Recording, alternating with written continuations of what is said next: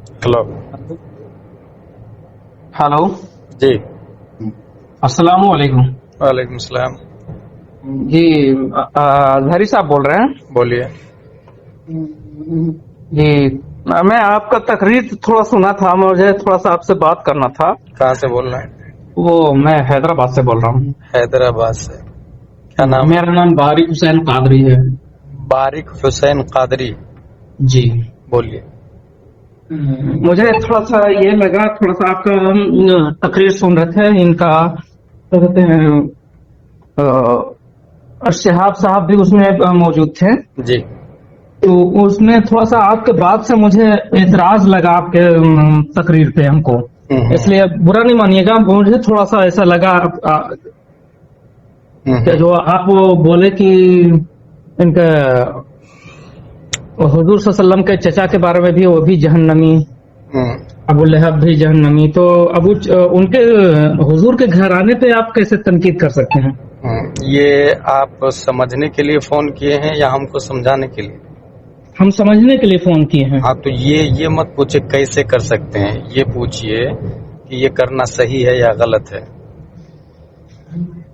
कुरान शरीफ में आया तब्बत यदा अबी लहब, जी आया। अबू लहब के बारे में तो है कुरान शरीफ में, लेकिन हुजूर के घराने पे जो है, जो उनके चचा हैं, उनके ऊपर भी आप शहाब चतुर के बारे में जो गुफ्तगू है उसमें क्या लिखा हुआ है, उसमें क्या कहा मैंने? क्या बोल, वही तो हम आपसे समझने के लिए फोन किए। हम ऐसा नहीं है कि हम कोई जानकार हैं, हम आपको ऐसा लगा हमको, इसलिए हम आपके पास फोन किए। हाँ, तो वो बता ऐसा रहा मत समझिएगा, गलत मत समझिएगा। हम समझने के लिए सिर्फ आपको फोन किए हैं। ठीक। तो फिर हुजूर के चचा इतना, हुजूर भी उनसे मोहब्बत करते थे और उनके चचा तो जवाब सुने। जी। हुजूर सल्लल्लाहु ताला अलैहि वसल्लम के बारे में आया कि वो काफिरों के लिए भी रहमत है, वमा अरसलनाका इल्ला रहमतल लिल आलमीन। और कुरान शरीफ में आया कुल्लन नुमिद्दु हाउलाई व हाउलाई मिन अताई रब्बिक वमा काना अताउ रब्बिक महजूरा। अल्लाह ताला काफिर को भी खिलाता है नबी के सदक़े में। तो नबी के सदक़े में जिसको खाना मिल रहा है वो जहन्नमी नहीं हो सकता क्या? काफिर बिल्कुल जहन्नमी है। नहीं, वो अब बात घुमा दी है। मैं घुमाया नहीं हूँ। आप अगर सवाल का जवाब चाहिए तो ये तमहीद है, आप जैसे लोगों को समझाने के लिए। जब काफिर को अल्लाह रिस्क दे सकता है तो नबी का कुरान शरीफ में आया इन्नका ला तहदी मन अहबब्ता, जिससे आप मोहब्बत करते हैं ना, उसे हिदायत नहीं दे सकते। इस आयत का माना आपको पता है क्या है? नहीं पता होगा ना। तो आपने कहा ना नबी मोहब्बत करते हैं तो कैसे जहन्नमी हो सकते हैं? ये आयत ही कह रही है कि नबी मोहब्बत करते हैं और हिदायत नहीं दे सकते हैं। इन्नका ला तहदी मन अहबब्ता कुरान शरीफ में आया। तो मोहब्बत मुस्तफा और चीज है, हिदायत रब और चीज है जी। और आपने बात की शहाब वाली और सवाल दूसरी तरफ लाया।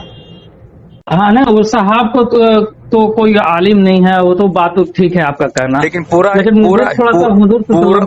पूरी दुनिया जो अभी एतराज कर रही है ना, वो शहाब के बारे में एतराज कर रही है। आप पहले आदमी है जो शहाब की बात को लेकर के दूसरा एतराज कर रहे हैं। तो नौइयत मुख्तलिफ होती है, हर शख्स अपने अपने हिसाब से लेता है। अबू तालिब के बारे में हदीस शरीफ में आया अहवानु अहलिन नार अज़ाबुन अबू तालिब वहुवा मुतनाइलुन बिनाअलिन यगली मिनहुमा दिमागु। जहन्नमियों में सबसे हल्का अजाब अबू तालिब को दिया जाएगा, इस बुनियाद पर कि वो नबी मोहब्बत करते थे और उन्होंने नबी की किफालत की है।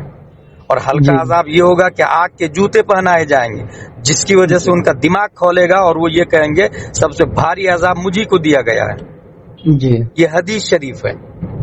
और हम लोग छोटे मोटे हैं, बड़े इमाम आजम है, इमाम मालिक है, इमाम शाफई, इमाम अहमद बिन हम्बल है, और वो लोग 1200-1300 साल पहले के हैं।